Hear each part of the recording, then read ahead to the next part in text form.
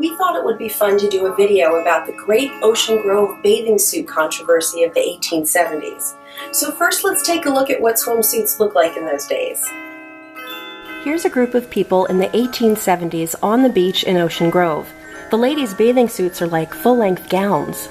And look at this guy on the right. His suit actually comes with full-length pants and a jacket. I wore this costume in the annual 4th of July parade last year in Ocean Grove, New Jersey. It's not exactly authentic to the 19th century because I made this out of nice cool cotton. The real thing would have been made out of wool flannel. Suits of the early 1870s completely covered the arms and came with full-length bloomers. The suits came in different colors, but most commonly in blue with white trim. By the mid-1870s, shorter sleeves became common for both men and women. They were certainly a lot more comfortable in the heat of summer. This picture is from Harper's Bazaar of 1876. In the Ocean Grove record of 1875, we see Halsey and Clayton's store advertising bathing and boating suits, ready-made or made to order on short notice. And they boast that our flannels are indigo blue and warranted not to fade. You could also shop at Jimson Brothers General Store on Pittman Avenue near Pilgrim Pathway for bathing clothes or bathing costumes. A 19th century bathing costume was incomplete without footwear. Now, a lot of people today wear these stretchy neoprene ocean shoes, but back in the day, swimmers wore bathing shoes or bathing boots made out of canvas. Now, not too many people know that right here in Ocean Grove, New Jersey, bathing shoe technology made a little leap forward. Remember Halsey and Clayton's store with the non-fading flannel? By 1877, they moved to a bigger space on Main Avenue and became the C.C. Clayton Dry Goods Emporium. The owner of that store, Cornelius C. Clayton, must have sold a lot of bathing costumes. But when it came to the manufacture of bathing shoes, he thought he could do better.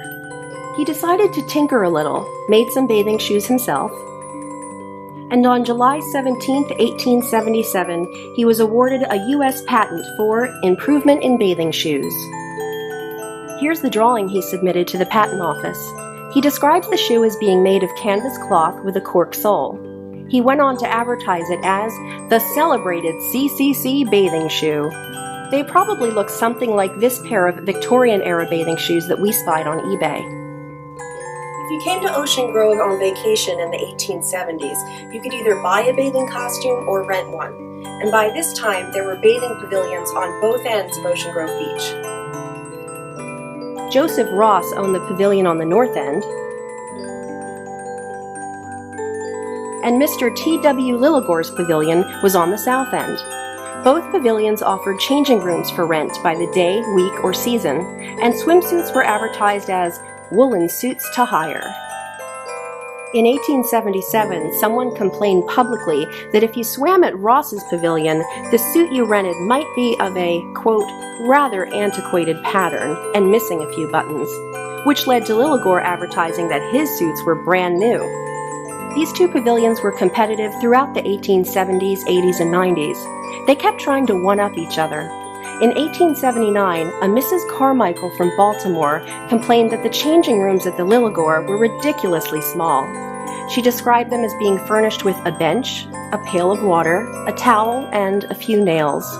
She said that changing there was, quote, slow work and intensely unsatisfactory, for it is impossible to dress properly, and dry garments on half-dried limbs is a discomfort known only to the initiated. So Lilligore enlarged his facility. And so did Ross. But Ross may have had a slight edge.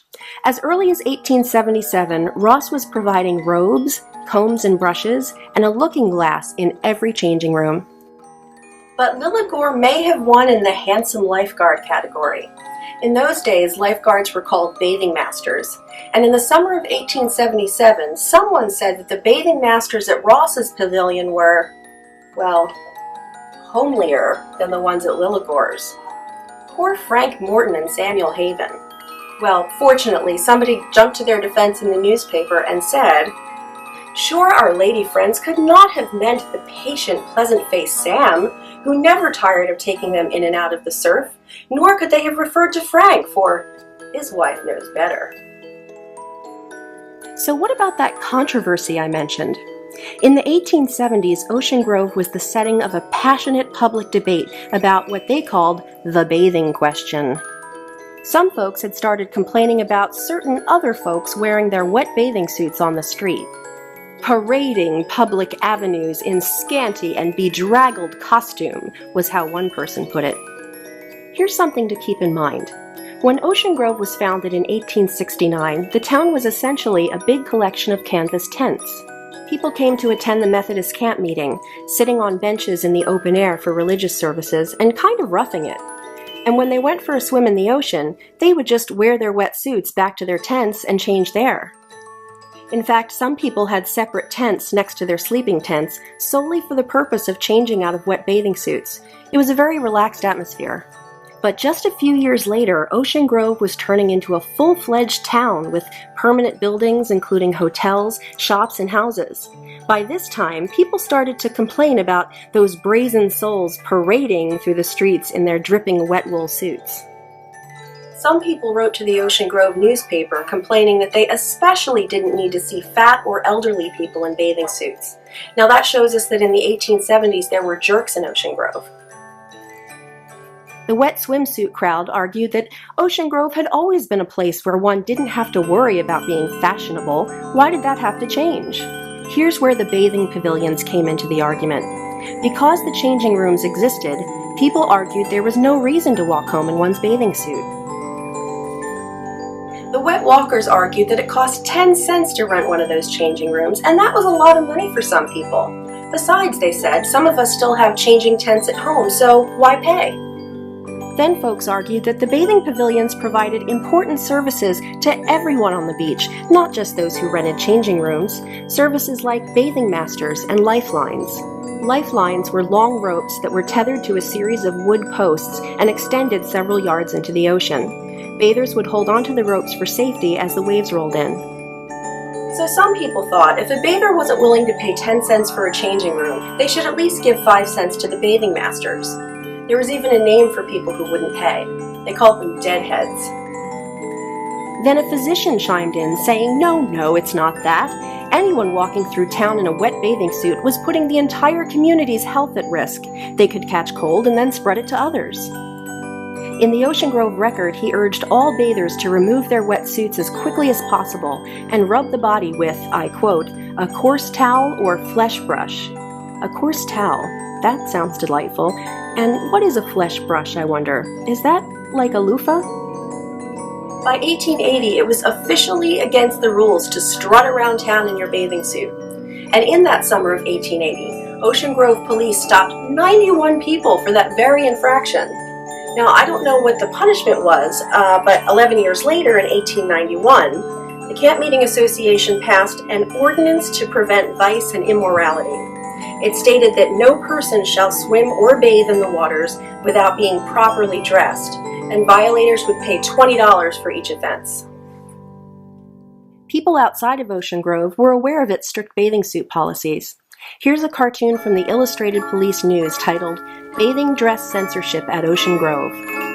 Now, as a side note, that same 1891 ordinance also said that no person shall appear in a public place in a state of nudity or in a dress not belonging to his or her sex. Violators would spend 10 days in the county jail, but that wasn't enough to deter these young gentlemen. This postcard was written in Ocean Grove on the 4th of July, not sure what year. It was addressed to Aunt Hallie and jokingly signed Edie instead of Eddie, perhaps? You have to wonder if this photo inspired the ordinance in the first place. The nudity portion of the ordinance may have been inspired by a visitor to Ocean Grove in 1877, described as a prominent New York lawyer who was said to be in the habit of rowing on the lake and bathing in the surf in a nude state on the Sabbath. Definitely a no-no. That same year, though, a lady from Brooklyn wrote about the Grove and its superb bathing. At what other place could a lady go in bathing alone and not have a crowd of loafers staring or making remarks? She noted that she felt much safer in Ocean Grove than she did back home at Coney Island. Today in Ocean Grove, I'm happy to say you can walk back to your house or hotel in your bathing suit without suffering legal consequences. And that's just one good reason to come to beautiful Ocean Grove, New Jersey. If you need another, the Historical Society gives great walking tours. Learn more online at oceangrovehistory.org or give us a call at 732-774-1869.